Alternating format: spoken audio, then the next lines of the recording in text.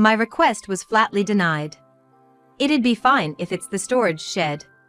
I screamed inside, "Don't make a fool of me."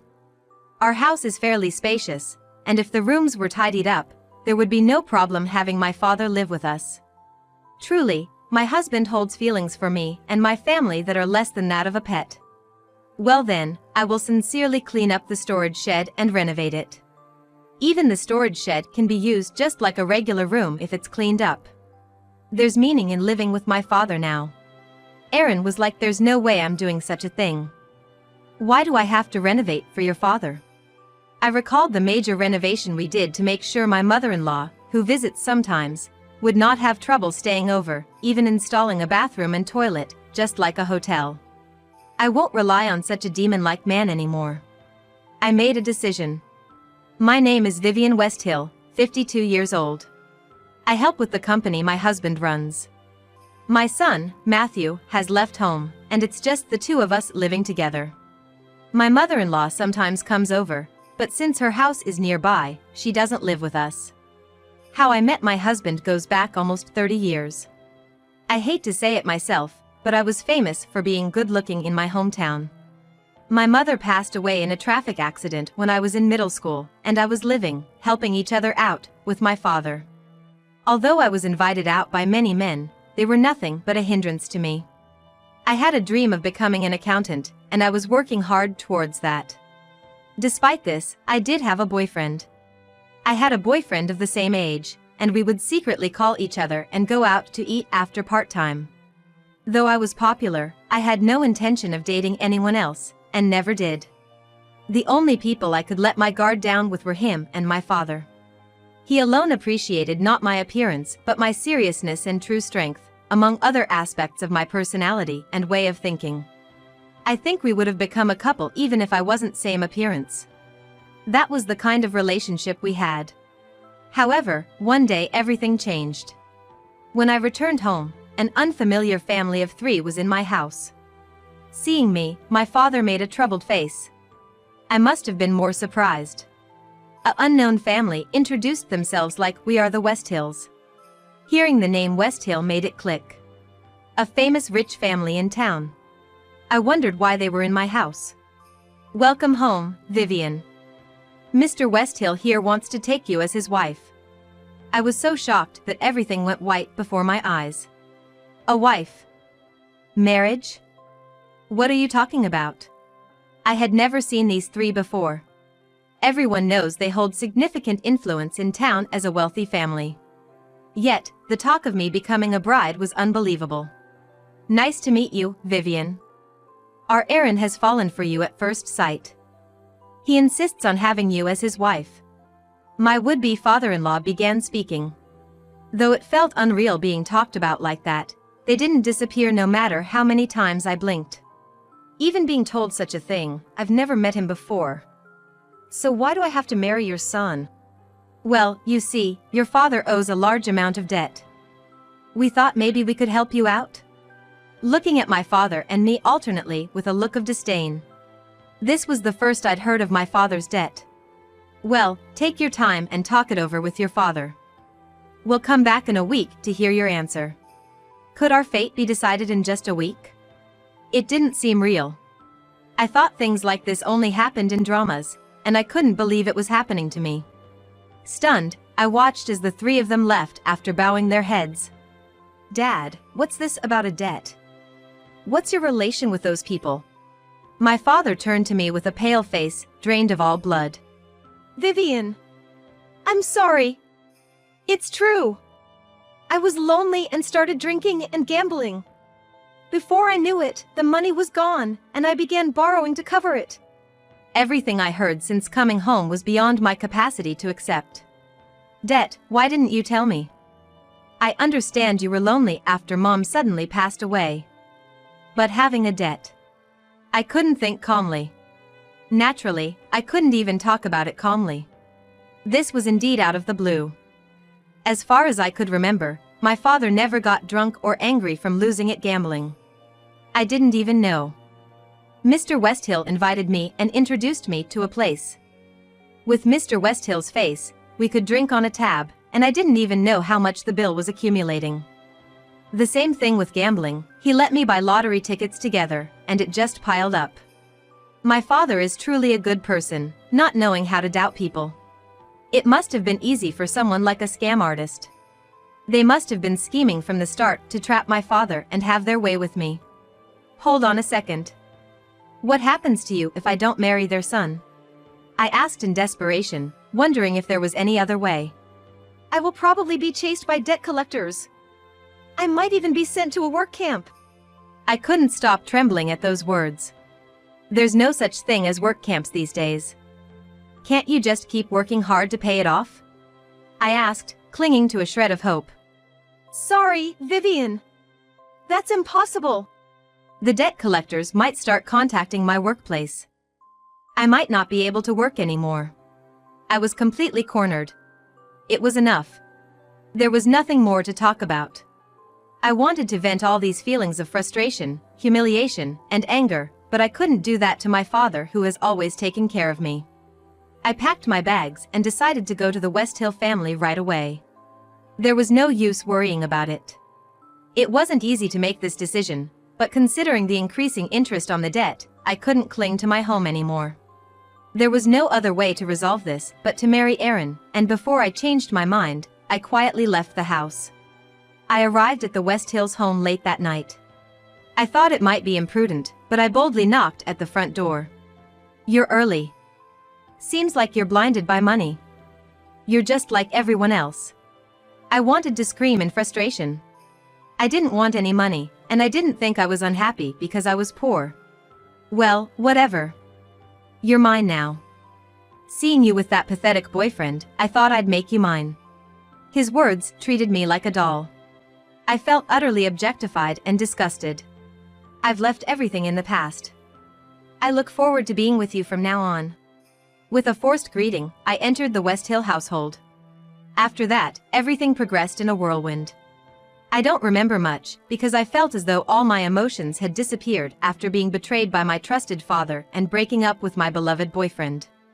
It seemed like a grand wedding with a local famous person, and many people came to celebrate.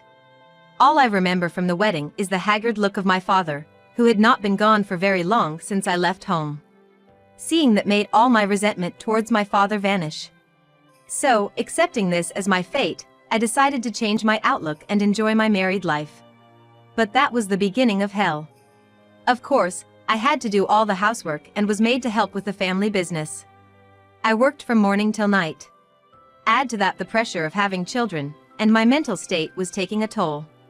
My mother-in-law constantly nagged and was like, haven't done the big cleaning yet? Not just unable to have kids, but this too?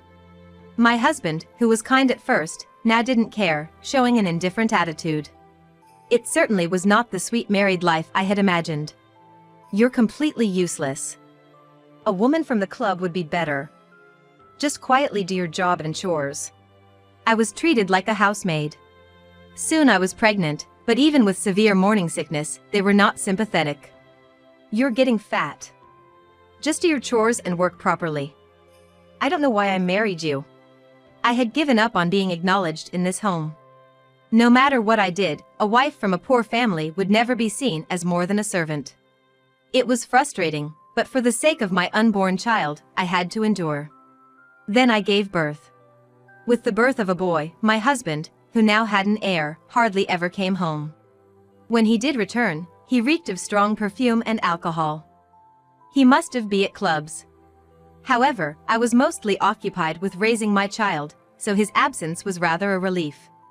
My son, Matthew, grew up healthily and was easy to raise.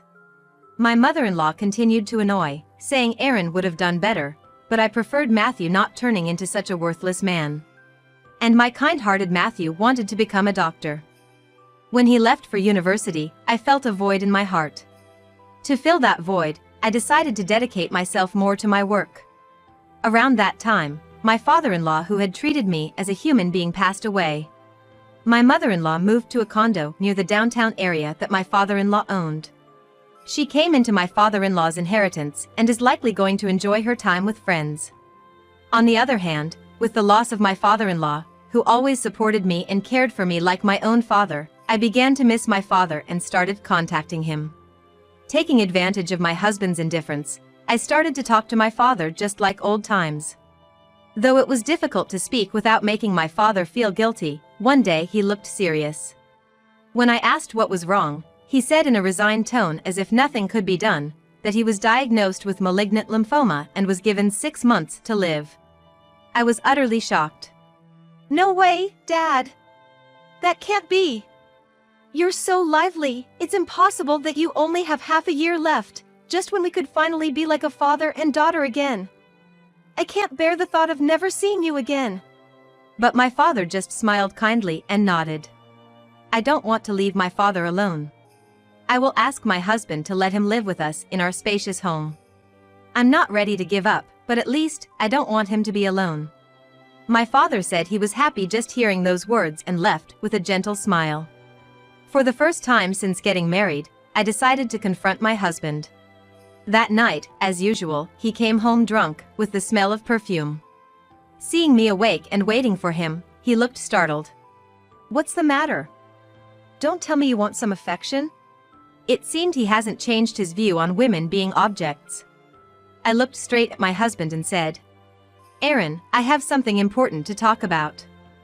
My father has been diagnosed with terminal cancer and has only 6 months to live. I want him to live with us in this house. Of course, I won't let it be a bother to you. We can just use one of the vacant rooms in the house. That's okay, right? You will listen to such a request, won't you?" Since my husband is hardly at home, there should have been no reason to object. I took it for granted that he would agree. But an unexpected reply came back from my husband. "Just leave that half-dead old man alone. I'm not gonna let someone like that into the house. It'll ruin the house's atmosphere." "Absolutely not. If you want to do that, you can leave. I have no intention of living with a sick person." My request was flatly denied. I felt like I had fallen into a gaping hole in the ground. "If you want, the shed is fine." I screamed inside my heart, "Don't mock me.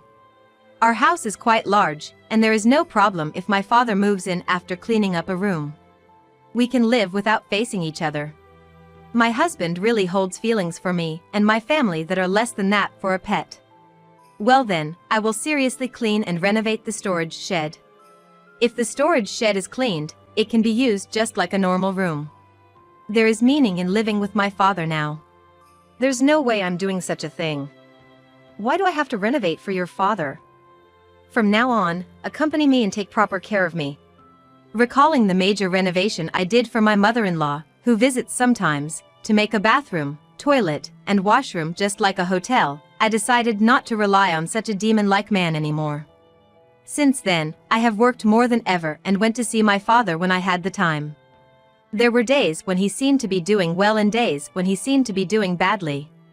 I couldn't feel alive every day unless I saw my father's face.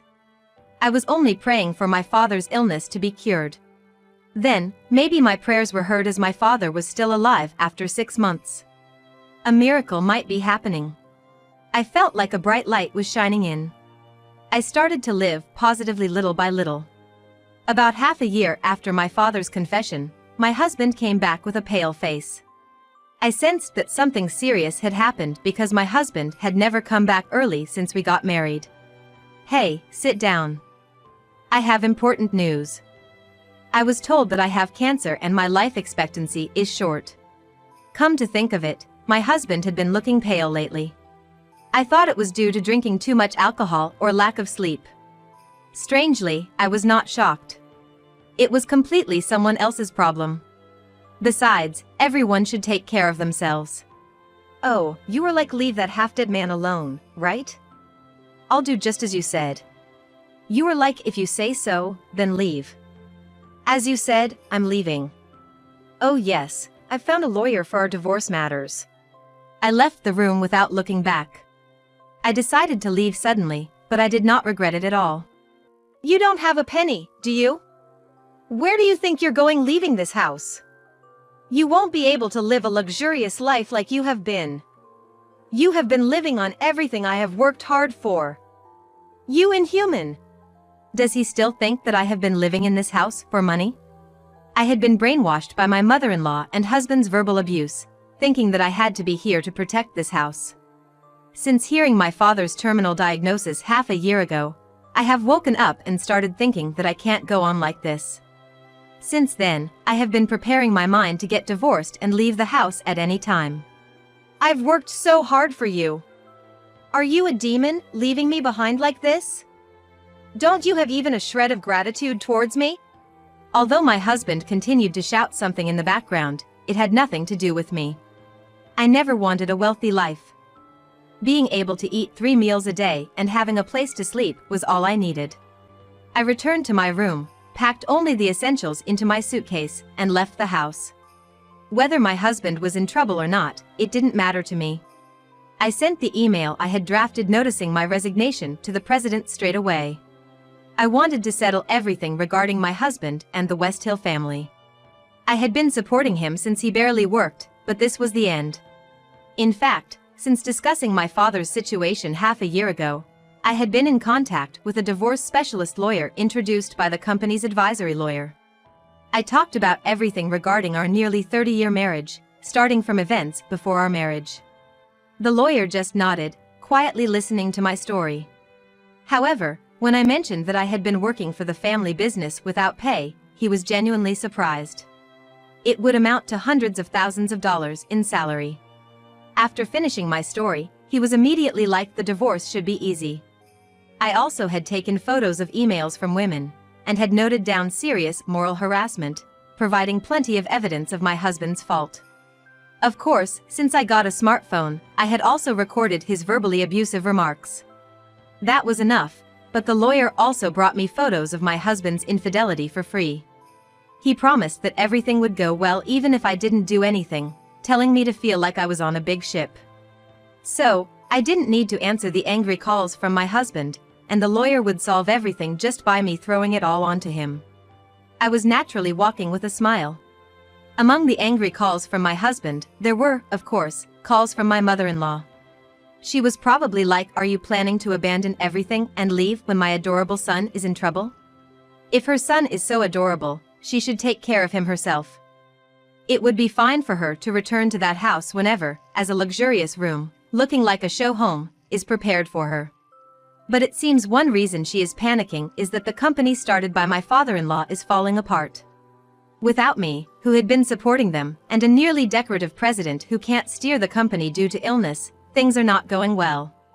My mother-in-law, who has only helped in the initial stages, is useless in the company, unable to even make copies.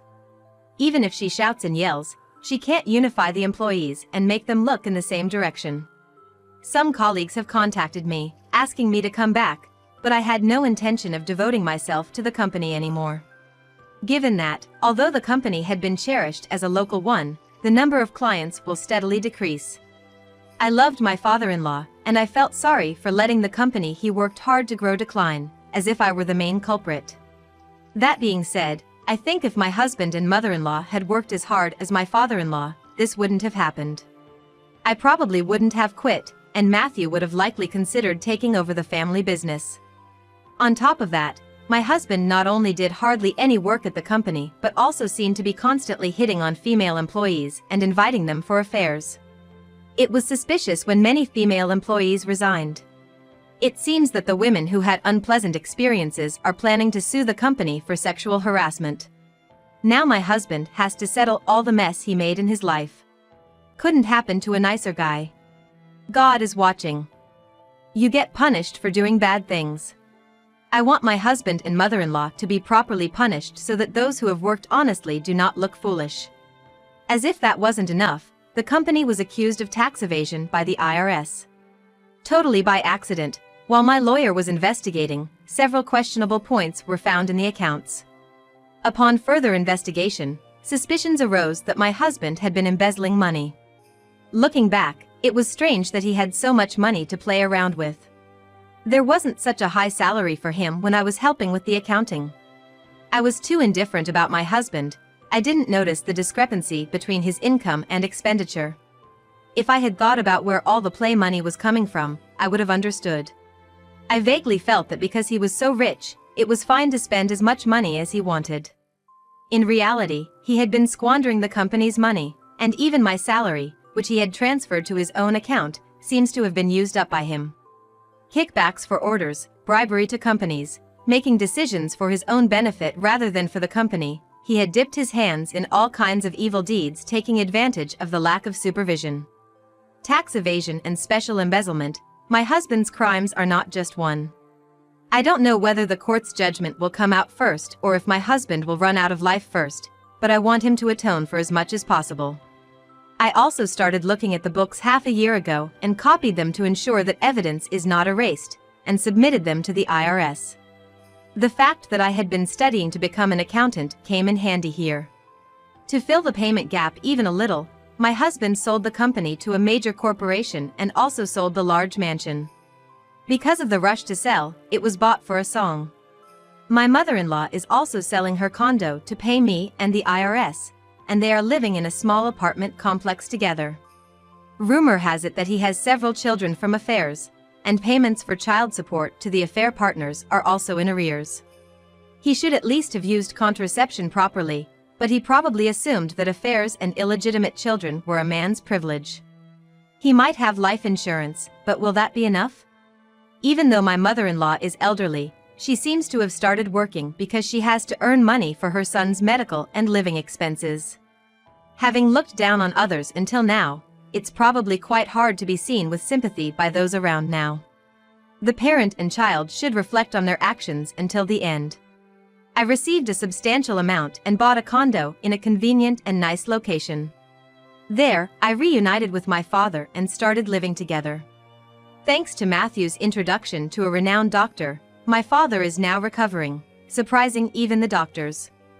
Actually, my father had been living with Matthew until now.